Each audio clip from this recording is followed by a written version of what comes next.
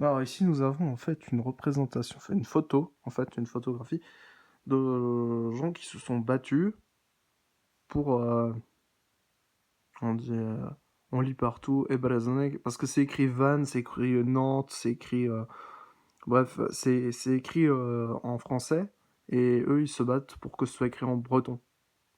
Ebreznek, Ebreznek, Ebreznek, Breznek, Waran, Bras. Du breton sur les voies express. Ouais, ils ont traduit, c'est bien. Généralement, c'est le premier contact qu'on a avec la langue bretonne. Les panneaux de signalisation dans les villes ou au bord des routes sont de plus en plus souvent bilingues. Le résultat de longues années d'un combat parfois rude initié dans les années 70. Alors en fait, oui, dans les années 70. Donc du coup, en fait, c'est... Il y a plein de choses en fait qui ont été faites. Il y a plein d'organisations qui soutiennent le breton, l'usage du breton. Il y a des langues, il y a des écoles d'Iwan. Bon, là, on le voit aussi, hein. Il y a plein de choses en fait. C'est pas ce qu'il y a après. Non,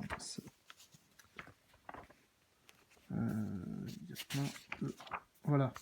Diwan, Diveyez et Divascal. Surnommés les 3D, ces associations sont celles qui œuvrent pour le breton à l'école. Présentation. Donc on le voit là. Je ne vais pas le présenter, ça fait trop long.